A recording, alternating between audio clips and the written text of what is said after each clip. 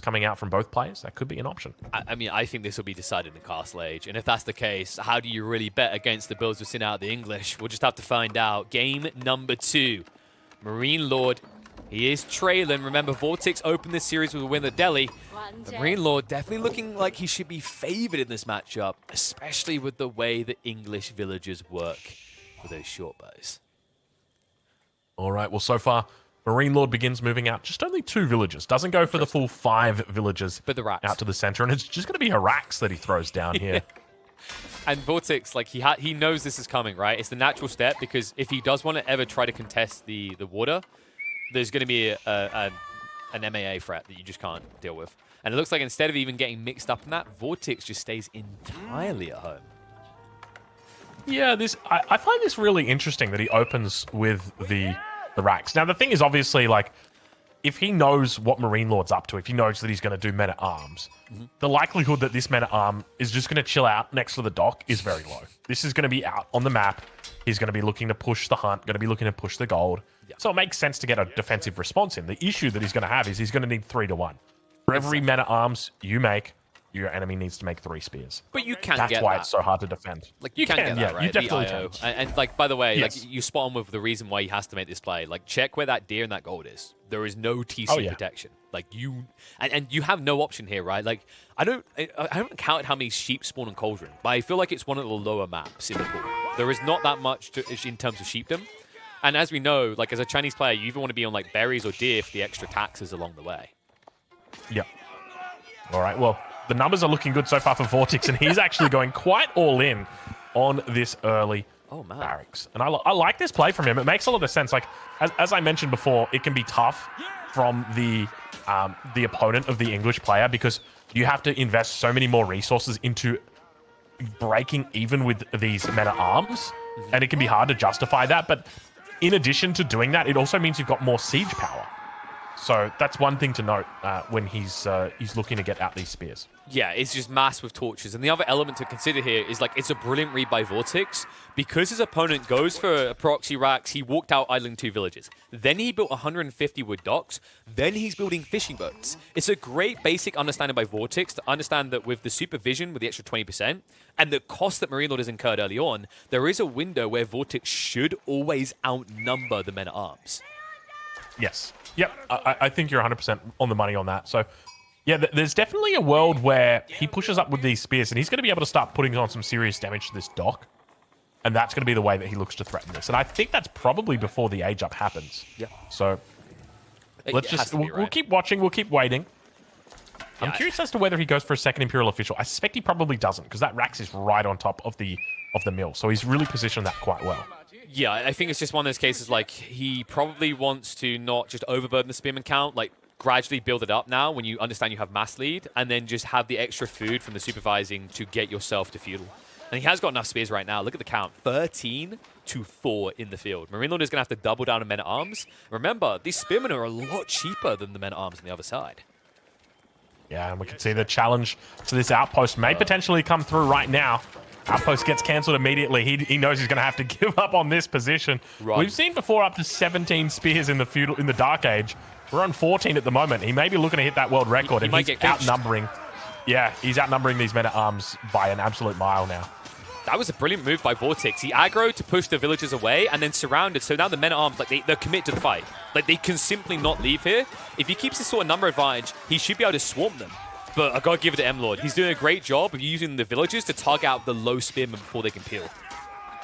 Yeah, it's a smart move, and now he's actually going to turn his attention towards those villagers. Now, keep in mind, English men-at-arms do train faster than any other civilization and their men-at-arms. And look at this. We've got beautiful micro coming in from MarineLorD, leads those spears away, but unfortunately does lose out one of the villagers.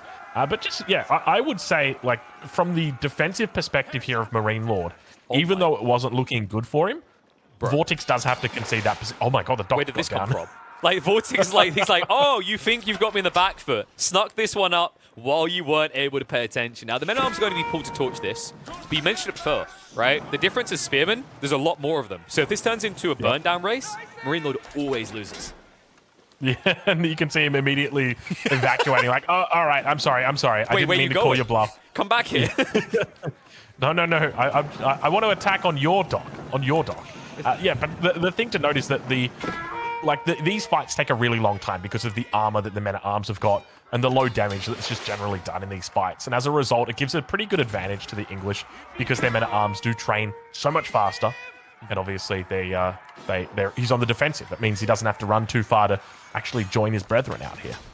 That was ambitious from VortiX, where he could get the dock up before he died to 1 men-at-arms. But in the meantime, on the other side, he's kind of forcing this awkward exchange where MLord is starting to see a return off all those fishing boats, but now he's not able to prevent VortiX from existing. And you reach this stage where you're like, how many fishing boats can I now build, right? What is the risk that if I continue this, he just spams a few naval vessels and fuel, and all that investment is instantly gone?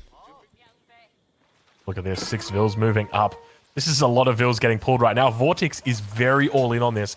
We're 6 minutes into this game, and there is no sign that either player is interested in going to the feudal age. Keep in mind that we're 6 minutes in, and this is a 12-vill start game. How did he, he chased him all the way back to base, and now MarineLorD is idling eco at home, while still in a surefire position to contest this. And the only option for VortiX is, with all those villages, to rush up an outpost. Even with the Chinese build speed, he respects the men-at-arms this much.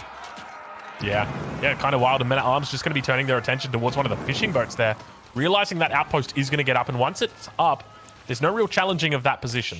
Even the men-at-arms, they will lose a lot of health very quickly to that outpost.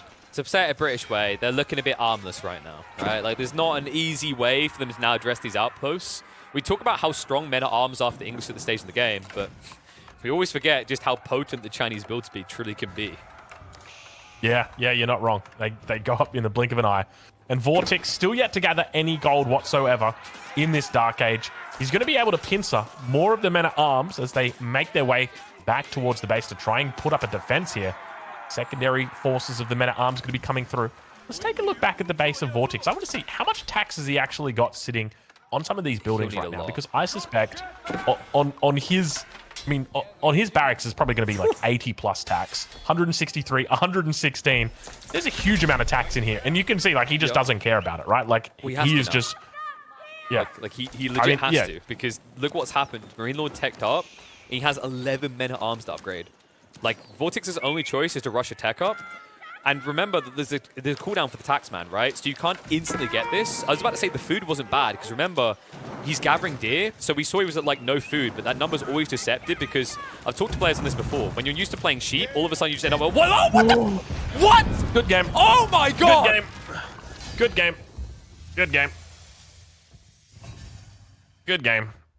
All right. So game number 3. We're not sure exactly what the map's going to be, but if we could all just forget that happened. MarineLorD wins the game in a second. That was... wow. I mean, did you feel like I saw it and I was like, we can finish our point, because this is going to be the classic demo doesn't work.